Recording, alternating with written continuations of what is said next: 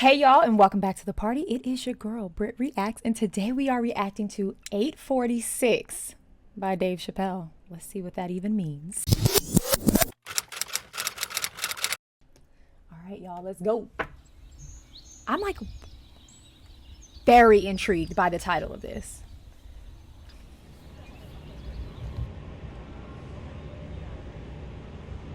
This feels documentary-like. Oh, is this during the Pandorama? They have people separated? That's what it feels like. Oh yeah, people are wearing masks. They did the show outdoors. That's smart. I'm going to be impacted by my sunburn. Taking temperatures. What a time to be alive. It feels like so long ago, but it really wasn't, y'all. That's crazy. Or you may sit in any of the black chairs that are on the lawn. The top top or the This seems so well organized and you know, the following of protocol back then. I say back then, it wasn't that long ago. It's cool. It's a cool venue. Oh, it is a stand-up. 87 days since he's last performed on stage. Okay. I have those sneakers he's wearing. Thank you very much. I hope you all can hear me. Will you guys shut up? That's my family in the back. That's my children and stuff. Anyway, this is weird. And, This is and crazy. less than ideal circumstances to do a show. But the only way to figure out if this actually work is to do the goddamn show. That's the truth. Thank you all for coming. So this is an actual show, which is really cool. I think what a innovative way in unprecedented times to bring people together because we all needed some laughter and some light and some joy during the Pandorama. And yeah, I just think it's cool. Like they had the red lines around the chairs in the grass. It's outside. They clearly are social distancing. People had masks. They're taking temperatures. They were doing everything that they could do to protect Dave and the audience, which I think is just a nice thing to do to bring back some normalcy. So this just seems really cool. I didn't know what this was. It felt like a documentary at first, but okay, this is a stand-up situation. So let's continue. And his family's there. That's cute. And I want to shout out all the young people who have had the courage to go out and do all this amazing There's like work. bugs flying around. They're really Very in proud of nature. you. Is his shirt sheer? Kids are excellent Is drivers. his shirt see-through? I'm comfortable in the back seat of the car. So carry on, young ones. Everyone's got a mask that has his It's hard to logo figure on out it. what to say about George Floyd, so I'm not gonna say it yet. Bugs everywhere. But I'll say something. Are you guys having a good time, or is this weird? This is probably the coolest setting to watch him. It's so intimate. It's like I in his gotta tell you, backyard. This is actually like the first concert in North America since all this shit happened. So, like it or not, it's history. It's gonna be in the Wow, books. that's really cool. That's so cool. At least we tried. There's other comedians who would. Well, this is not the first show, but the other shows were like in drive-ins, and if people liked the nigga jokes, they honk the horn. No way. Didn't sound like anything at No all. way that happened. So what's you guys? You a black and white friend hanging out? Do you guys know each other? It's gonna be a quiet car ride home, isn't it? That's good. I'm just kidding. What? Enjoy your riots. What? What? I'm just kidding. The solo cup? All right, Dave. They're not really even riots. Have you noticed that? It's a weird time. I'm so confused. In like 1993, I'm not sure what year it was, but I was in LA. I had smoked a joint. He just said in like 1993. I wasn't sure what year it was. I do stuff like that all the time. All the time. I'm not sure what year it was, but I was in LA.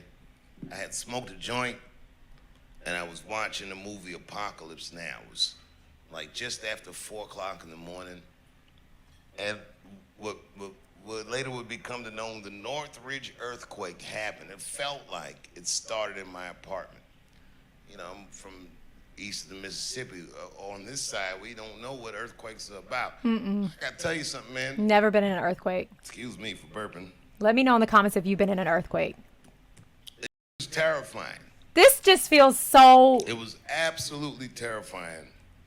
laid back, unrehearsed. A lot of things went through my mind. I was like not naked, but you know what I mean, just chilling in my boxes. I put my clothes on. I found my weed and some a pipe and a lighter and some money and my keys. All these things while the earthquake is happening. While I'm experiencing what an earthquake is the first time, and I was certain that I might very possibly die. As a matter of fact, I remember I made a point not to scream, just in case I lived, I wouldn't have to remember myself being vocally terrified. But I forgave myself for being terrified. That earthquake couldn't have been more than 35 seconds. This man kneeled on a man's neck. Is that a bug on his shoulder? I think that's a bug on his shoulder. I think it's a bug on his shoulder. He's about to get into something pretty heavy, though. I heard where he was going with this. He said the earthquake was 35 seconds, and then he said this man kneeled on his neck, and he's going to remind us of the amount of time that happened for. I do have my concealer catcher here. I don't know where we're going with this.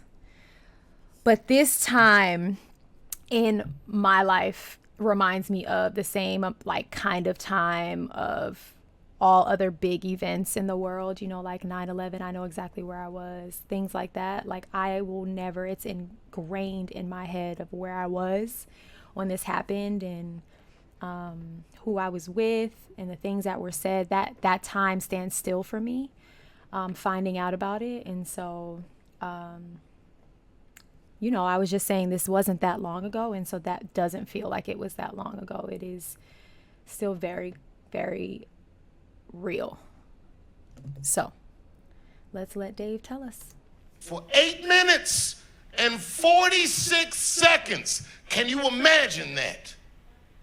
This kid thought he was gonna die. He knew he was gonna die. He called for his mother. He called for his dead mother. I've only seen that once before in my life. My father, on his deathbed, called for his grandmother. When I watched that tape, I understood this man knew he was gonna die. People watched it. People filmed it. And for some reason, That's definitely a bug on his shoulder. It's moving. All these police had their hands in their pockets. Who are you talking to? What are you signifying? That you can kneel on a man's neck for 8 minutes and 46 seconds and feel like you wouldn't get the wrath of God. That's what is happening right now. It's not for a single cop, it's for all of it. All of it. I don't mean to get heavy, but we gotta say something. I love the choice to, you know, I think Dave is a pretty untraditional comedian in the way that he's never shied away from speaking his truth, and maybe talking about unsavory things or political things or social things, or, you know, like, he's never stepped away from that. And I love the choice, which I think is a brave choice, but not brave for Dave. Like, Dave would do this, right? Like, this is who Dave is. But for me, it feels brave. Like, it would be a brave thing for me to do after not performing for months, days, and my first show back, one of the first, like, live concerts in our country after this huge shift in the world, and to come back and to address something so big, because it was an elephant in the room. And to start his show off like, this is what I have to say, this is my thought, feeling, and truth about the matter, I think speaks volumes to the artist that Dave Chappelle is, because Dave Chappelle is not a comedian. He is a man of thoughtfulness and wisdom, and he is an artist. So I just wanted to stop and say that. Also, that is a bug on his shoulder. He just wants to like get it off, and the bug is still there. And I am like trying my hardest not to focus on that, y'all. It's stressing me out, and it looks like it's like a baby cockroach, like the ones that fly, like a water bug. If you're from the South, I don't know if they have those in Ohio though. I don't know what it is, but I want him to get it off. Get it off your shoulder, Dave. Something.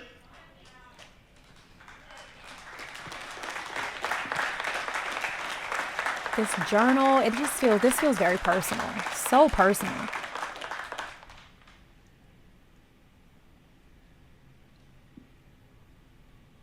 Look, he is. He told the police he couldn't breathe. Whew. One of the hardest parts of the tape to listen to, he said, please.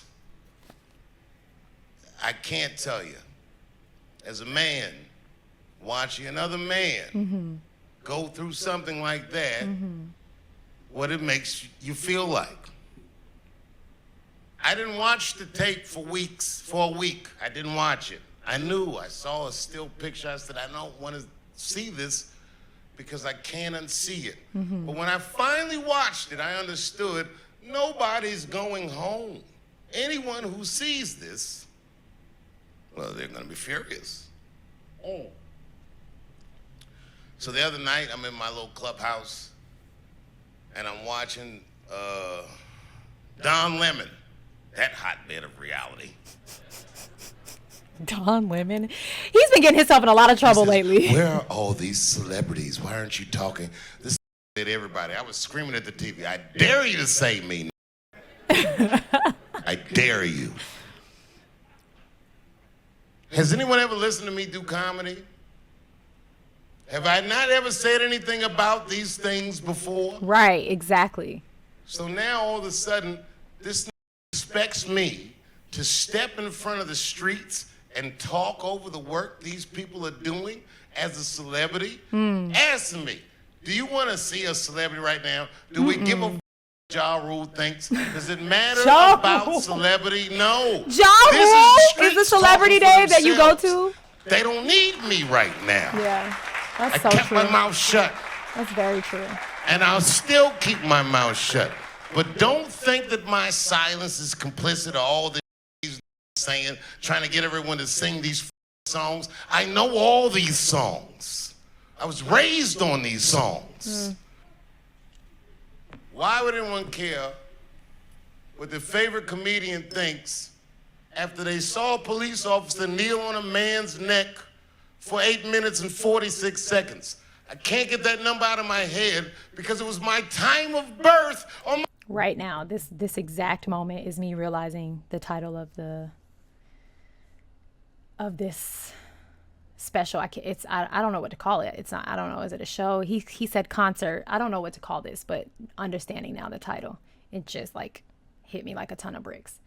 And I agree with his point. There's a time and a place for a celebrity stance, and I think a lot of celebrities, a lot of times in situations like this, they decide not to speak, but they do work privately, right? They may donate, or they may, do things that they can, because sometimes a celebrity's presence can distract the message and can take away from the work that is being done, because now it's clouded by, oh, Dave is here, oh, Beyonce's here, oh, so-and-so is here, I also agree with what he said about a man watching a man. I think any human watching that video had to have felt some type of empathy and compassion. I don't care, man, woman, purple, yellow, green, orange, I don't care.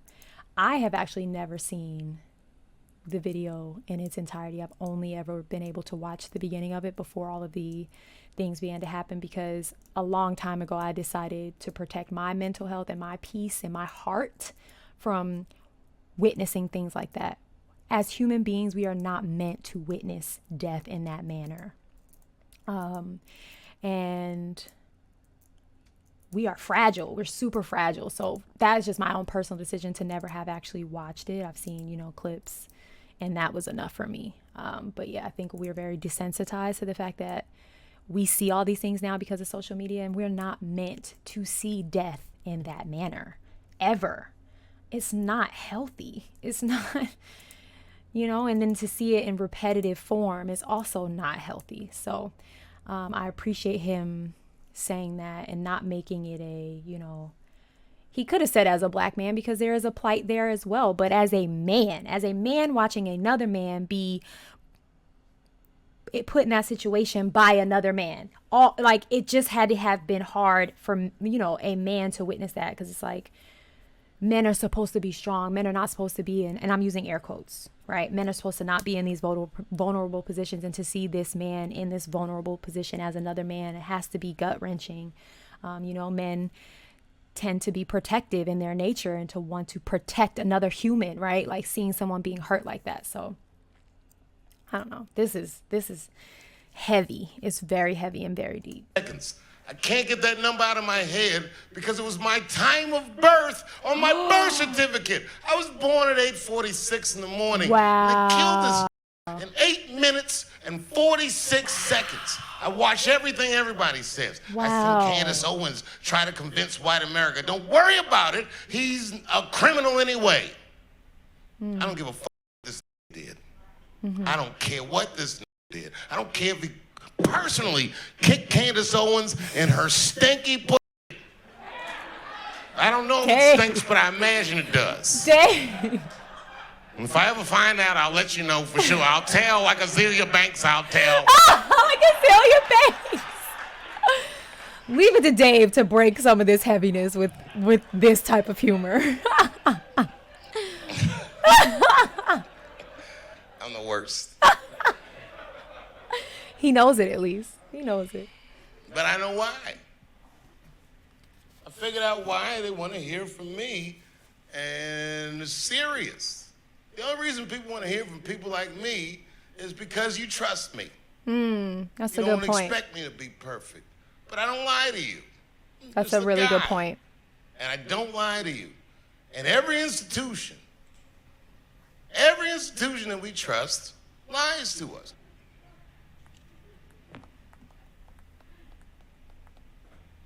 One clap. How come they never talk about Chris Dorner? That's a story about a man who believed he did everything right. Do you know who Chris Dorner is? I do not. Well, Chris Dorner, if you remember, was an African-American police officer in the LAPD. He was executing a warrant with his partner, who was a white woman. And white women, I support you, but boy, if y'all don't shut the up. That's the same thing Bill was saying in his SNL thing, was like, white women became so woke during all of this. And it's funny that now Dave is saying it like out of nowhere. Like he's taking turns that I'm not expecting him to take. Like, all right. But boy, if y'all don't shut the up.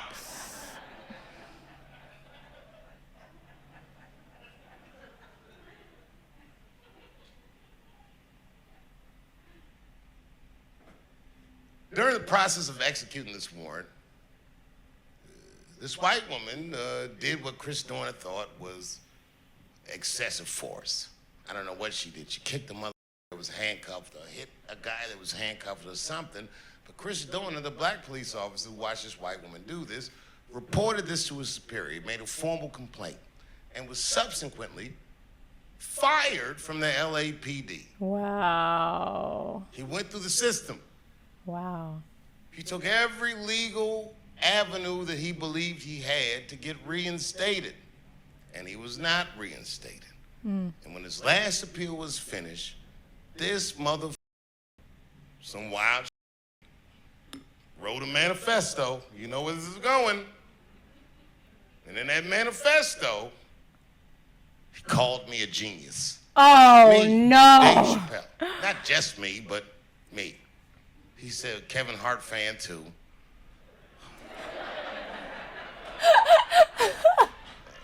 But he called me a genius, And he told Bradley Cooper, who's a friend of mine, don't do any more hangovers. That's enough. That's what he said. Yeah. No, he wrote that in his manifesto. And he told his story.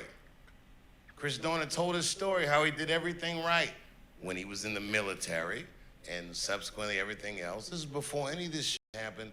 And then he said, which was the wildest thing, he said, I'm going to wage asymmetrical war on the LA Police Department and their families. What's an ominous thing to say? And he did it. This motherfucker ambushed 2 police officers who were just sitting in their squad car, murdered them. He went to another police officer's house and killed his daughter. Boy, it was terrifying.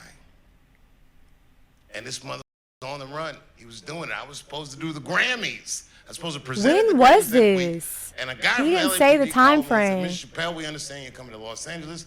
And I don't know if you know, but there was a lunatic on the streets who was killing police officers. And we would like to know if we can pick you up at the airport. We're extending this courtesy to everyone he mentioned in his manifesto. And I told the police, I'm fine.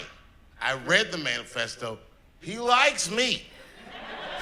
Dave. Anything I can do for you, I'd be Dave. very worried. Yeah, Dave's like, I don't think I actually want to be around y'all if he's coming for y'all. That's a fair point. I've never heard about this. I have never heard this story. I wonder, like, what year this was. Like, I don't know. Maybe I was younger, too young to know. I'm going to have to remember to Google Chris Dorner when I'm done. Wow, this is sad. Is there anything I can do for you? Because I'd be very worried.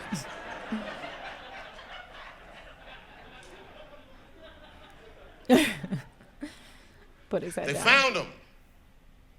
Big Bear. He was hiding in a cabin. When they figured out what this was, no less than 400 police officers showed up and answered the call. Wow. And boy, let me tell you something. They Swiss cheeses. He is as dead could be. He is done. And you know why 400 cops showed up? Because one of their own was murdered. So how the can't they understand what's going on in these streets? We saw ourselves Wow. like you see. Wow. What a way to paint the picture, Dave. What a way. That was profound for me to paint a picture. When you see your own, you rise up. You show up for them. Wow. He does it always, does it again. Like you see yourself. Wow. Wow, y'all, that really I'm just... the only one. LeBron James once said something about racism, and Laura Ingraham, which I will say publicly, anywhere, anytime, is a Tell him I said it. Amen. I don't know who that is. Told one of Ohio's greatest residents ever, shut up and dribble. Tell you something about LeBron. I know who that This is nigga was now. on the cover of Sports Illustrated when he I was know her 17 face. years old and exceeded every expectation that they had for him. This business is treacherous. This is a good guy, LeBron. He's a family man and this, that, and the other. He didn't let anyone down. He didn't let anyone down. Came back to Ohio, won us a championship, and then was like, I'm going to move to LA. And everyone in Ohio was like, nigga, we understand. It's a good man, LeBron James. This told my friend to shut up and dribble. My friend is the best at something, and this is not the best at anything. She's a regular with a platform. And I use the word all the time because this is black. It's black. Yeah, to tell anyone that they don't have an opinion and they should only do one thing is crazy. Like, you can't talk. You can only dribble a ball. You can't speak to that. You can only cut hair. It's like, huh? What? That's crazy. He thought that was really funny because, well, it's true. You watch one shooting after another. Eric Garner in New York, the first guy that told the police, I can't breathe. Eric Garner was selling loose cigarettes in Staten Island. When my kid was born, my first son, my wife lived in Staten Island. It's an awful place. Staten Island is tough. She it's knows tough. it. Everyone who's ever been there knows it. Yuck to Staten Island. Yuck. And my black go there, and I got a lot of fans there and friends there, but it's a very terrible place. Everybody in Staten Island except the Wu-Tang Clan. Isn't Pete from there? Pete, what's Pete's Got last name? murdered by one police officer while 5 of Can't his remember. fellow officers watched him do it. Oh, wow. He's playing the Not video. one of them said, Frank, take it easy, none of that.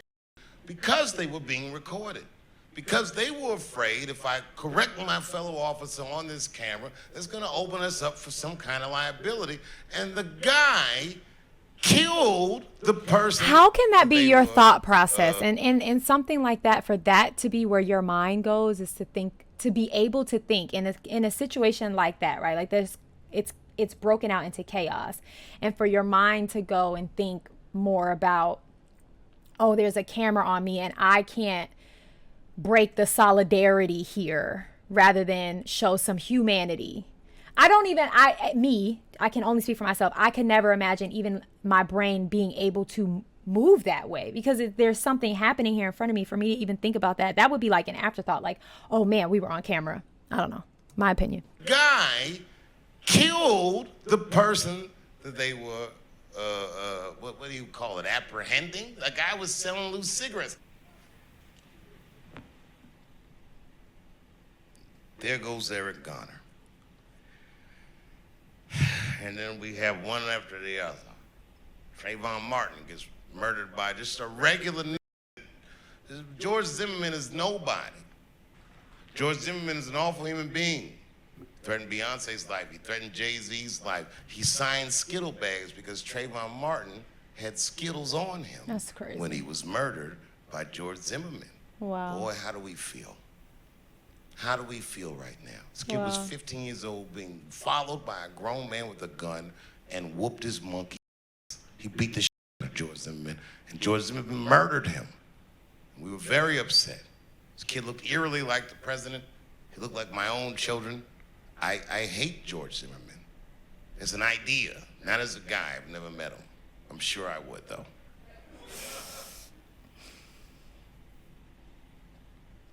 Hit the streets. We got to marching.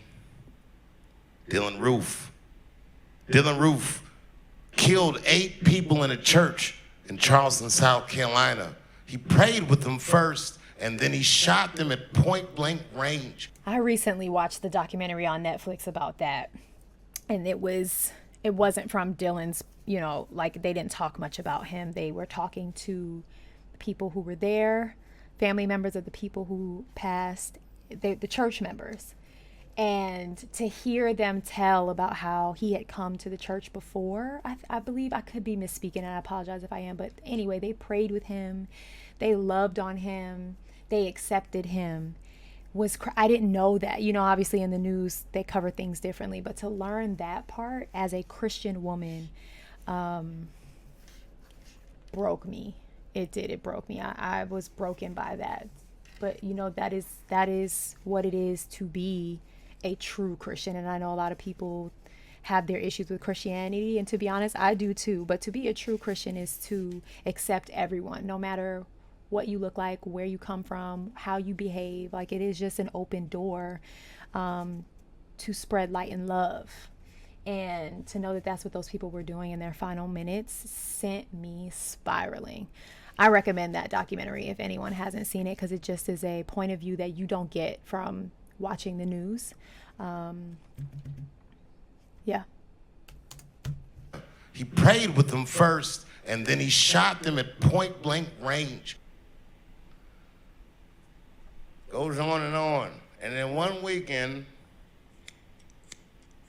a law-abiding citizen right here in Beaver Creek gets murdered. The cop that murdered John Crawford pulled me over the night before and let me off with a warning.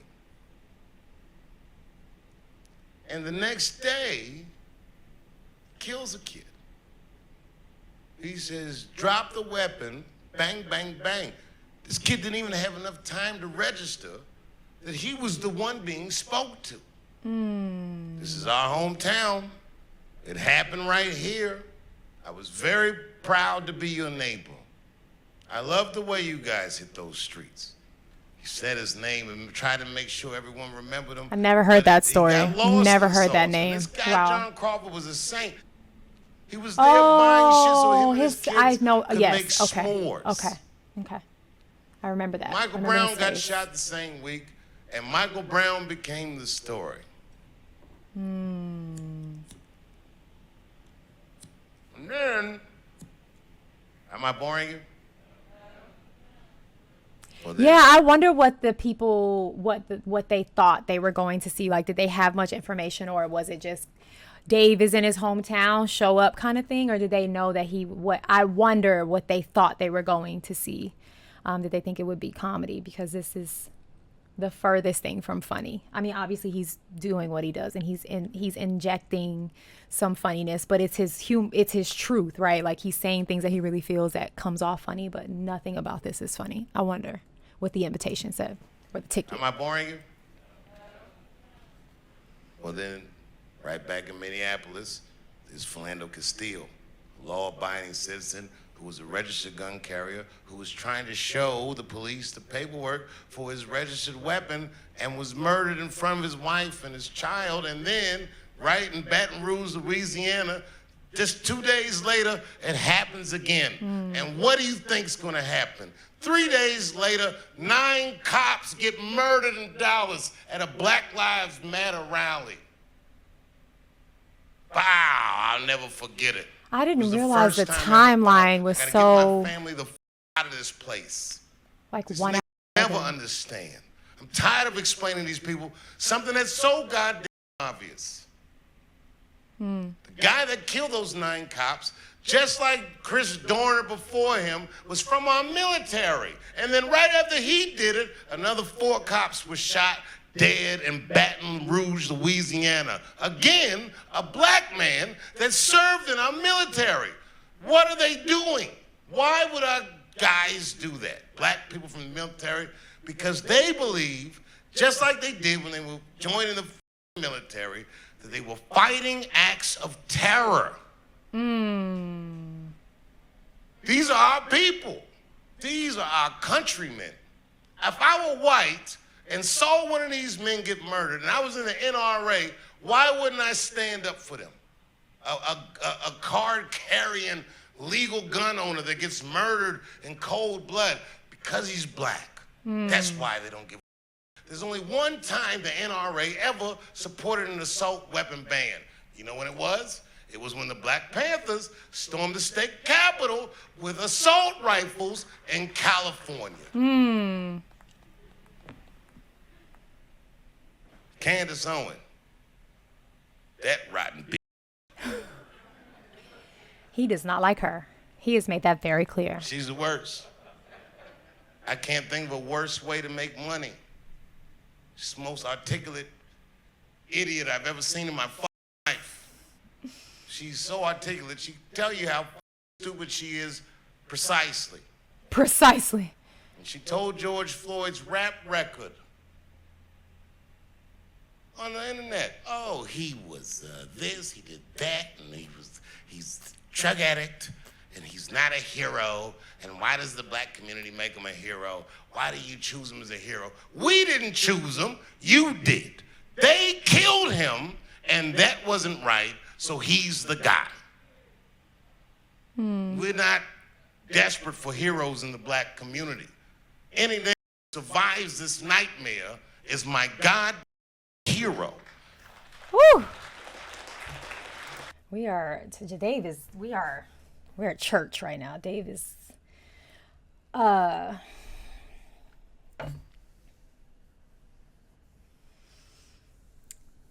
think I said this in a Tom McDonald video before, that if everyone's life is their life due to the circumstances in their life, right? My life is my life because of all the things I've done in my life, the things I've witnessed, the things I've been through, the people I have, and but if one circumstance changed in my life, then my life would be a different life. And your life would be a different life. Everyone could potentially have a different life if one act, if one person, if one thing was different. And if we all approach life in that way, instead of just being so full of ourselves and so full of our situations and our circumstances, if we had the thought to think, well, if my life, if maybe I was born somewhere else, or maybe I went to this school instead of that school, how your life could have changed, could have been affected. And if we could think from a place of understanding that, just that, right? That you could have been George Floyd. I could have been Michael Brown. Your nephew could have been so-and-so, right? If one thing changed, then maybe we could have more compassion for one another, and maybe we could be more understanding instead of pointing the finger and saying, well, he did this and he did that and he did this, because we don't know the circumstances. And certainly none of those things are deserving of his final demise. People make mistakes. All of us. Not one of you looking at me in this screen right now has never made a mistake. You could not ever throw a stone at my glass house from your glass house. Does that justify your final demise in that way? Because you've made a mistake, you've wronged somebody, you've done something, you made a bad decision. But if we could look at life in that way, like, well, if I could be a totally different person, I could have totally different circumstances, it can open you up to just being a more grace-giving, compassionate human to all of mankind. My God hero.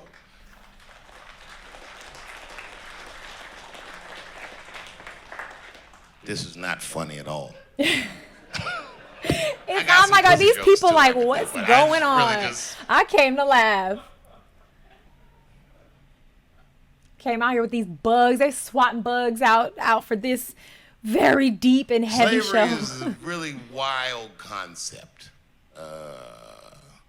It's some weird.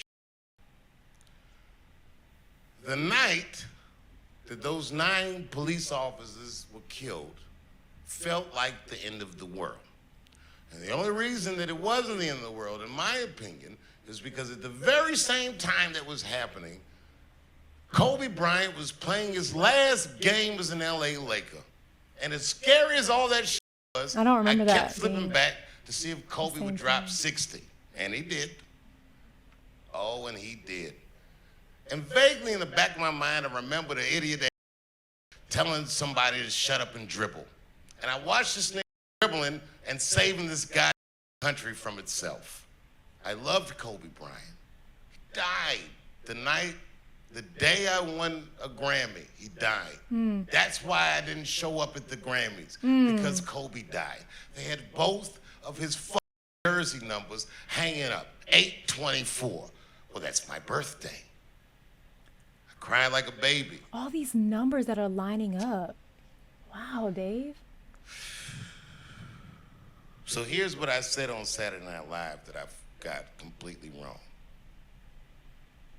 At the end of my set, I talked about how few black people were invited to the White House, how Frederick Douglass was the first, and that it didn't happen again till Roosevelt. But that was wrong. It happened one other time before that.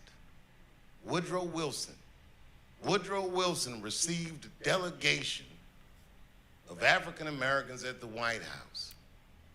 They were from South Carolina. There was a man who was lynched for a $30 dispute at a grain elevator, and they killed him because the nigga was rich, and they hated him for being more wealthy than they were, and they murdered him. And the people in South Carolina said, F that, and they went via the governor of South Carolina. It was a black delegation that was facilitated to meet with Woodrow Wilson. That delegation was led by the AME Bishop, William David Chappelle. It's where I get my name, It was my Wow. great-grandfather, who was a slave when he was born. Wow. These things are not old. This is not a long time ago. It's today. Wow. It's today. That man's wife was the woman that my father called on his deathbed. And they were slaves. Are you out of your mind if you can't see that? And these, why isn't David Chappelle saying anything? Because David Chappelle understands what the he is seeing. And these streets will speak for themselves whether I'm alive or dead. I trust you guys. I love you guys. We'll keep this space open. This is the last stronghold for civil discourse. After this, it's just rat-a-tat, tat-a-tat, tat, tat, tat, tat. I love you very much. Nothing else Thank to you for being say. here Say, tonight. I'm like, he's done. Say less. He has said it all.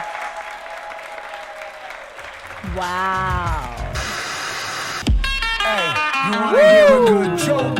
Nobody speak, nobody. Wee. Wow, you guys. I'm not sure there's anything else to say. I've said what I felt while I was watching it. Dave said everything he needed to say. And with that, I'm going to tell you, be kind to others, love your people, love yourself, and go have the day you deserve. Peace.